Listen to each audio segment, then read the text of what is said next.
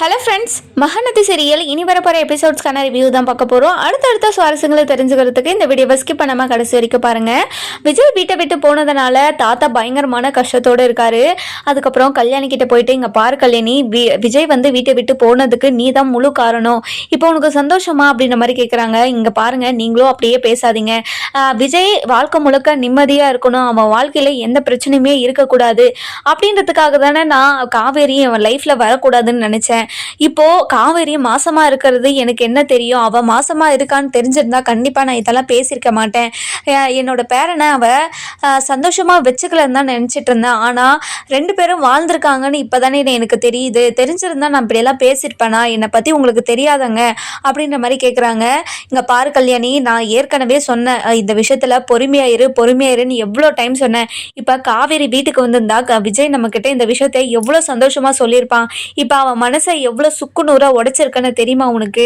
இனி என்ன பண்ணுவ ஏது பண்ணுவனாலாம் எனக்கு தெரியாது. விஜய் நாளைக்குள்ளே இந்த வீட்டுக்கு வரணும் அப்படின்ற மாதிரி சொல்லிடுறாங்க. அன்பு இருந்துட்டு, இங்க பாருங்க மாமா, விஜய் தான் எல்லா சொத்துமே அஜய்க்கு எழுதி கொடுத்துருங்கன்னு சொல்லிட்டு போயிட்டாரு இல்ல, திரும்பவும் எதுக்கு நீங்க விஜயை கூப்பிடுறீங்க அப்படின்ற மாதிரி கேட்குறாங்க. இங்க பாருங்கப்பா, இங்க பாரு ராதா, நான் இதுக்காக தான் இவரை உள்ள சேர்த்த மாட்டேன்னு சொன்னேன். இங்க பாரு ராதா, எப்படி பேசுறான்னு மட்டும் நீ பாத்துக்கோ அப்படின்ற மாதிரி தாத்தா இருந்துட்டு ரொம்பவே கோவமா ராதா கிட்ட சொல்லவும், ராதா இருந்துட்டு, ஏங்க நிலைமை புரியாம எதுக்குங்க இப்படி எல்லாம் பேசுறீங்க அப்படின்னு சொல்லிட்டு ராதா இருந்துட்டு அன்பு கிட்ட பேசிட்டு இருக்காங்க.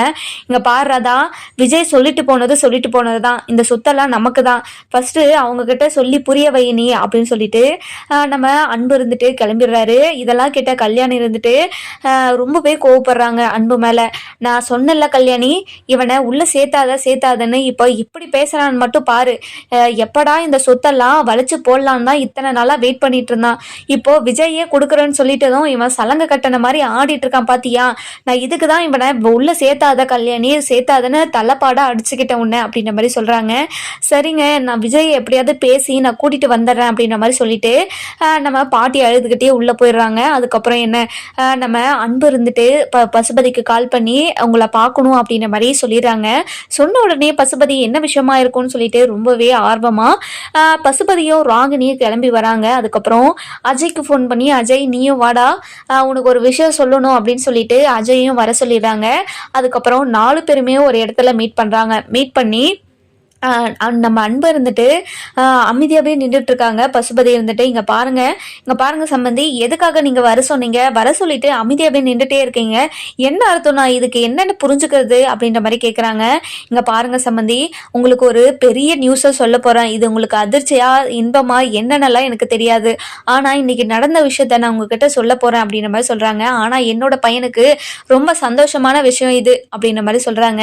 அப்படி என்ன விஷயம்ப்பா? என்ன சந்தோஷமான விஷயம், சீக்கிரம் சொல்லுங்கப்பா அப்படின்ற மாதிரி அஜய் ஒரு பக்கம் கேட்கிறாரு. ராகினி இருந்துட்டு ரொம்பவே கியூரியாசிட்டியா இருக்காங்க. அதுக்கப்புறம் என்ன, நம்ம அன்பு இருந்துட்டு விஜய் இருந்துட்டு வீட்டில் வந்து எல்லா சண்டை போட்டதையும், அவர் வந்து எனக்கு எந்த சொத்தும் வேணாம், காவேரி மட்டும்தான் வேணும்னு சொல்லிட்டு போனதையும் எல்லா விஷயத்தையும் சொல்லவும் ராகினி பயங்கரமா ஷாக் ஆயிடுறாங்க. காவேரி நல்லா வாழக்கூடாதுன்னு தான் நினைச்சிட்டு இருந்தேன், ஆனா எல்லாத்தையுமே விட்டுட்டு காவேரி தான் வேணும்னு அவர் போயிட்டாராம். இனிமே காவேரியை சத்தியமா நான் நல்லா வாழவே வைக்க மாட்டேன் அப்படின்ற மாதிரி ராகினி மனசுக்குள்ளேயே தோணிட்டே இருக்கு. அதுக்கப்புறம் பசுபதி இருந்துட்டு, இது நல்ல விஷயமாங்க, காவேரி வாழக்கூடாது நல்லா இருக்கக்கூடாதுன்னு தான் நினைச்சு உங்க பையனுக்கே நான் ராகினியை கல்யாணம் பண்ணி வச்சேன். இப்போ காவேரி நல்லா வாழ போறாளாமா, அவளை நான் நிம்மதியாவே இருக்க விட மாட்டேன் அப்படின்னு சொல்லிட்டு ரொம்பவே கோவமா பேசிட்டு இருக்காங்க. அதுக்கப்புறம் அன்பு இருந்துட்டு, இங்க பாருங்க சம்பந்தி, என்னோட பையனுக்கு எந்த சொத்துமே இல்லைன்னு சொல்லிட்டு தானே ராகினியே என் பையன் கூட வாழ வைக்காம விட மாட்டீங்க. இப்போ என் பையனுக்கு எல்லா சொத்துமே இருக்கு அப்படின்ற மாதிரி ராகினி கிட்ட சொல்லிட்டு இருக்காங்க. அதுக்கப்புறம் என்ன, நம்ம பசுபதி என்ன முடிவு எடுக்காருன்னு சொல்லிட்டு நம்ம வர எபிசோட்ல பார்க்கலாம். இந்த வீடியோ உங்களுக்கு பிடிச்சிருந்தா லைக் பண்ணுங்க, சப்ஸ்கிரைப் பண்ணுங்க, மறக்காம பெல் ஐகானையும் கிளிக் பண்ணிக்கோங்க.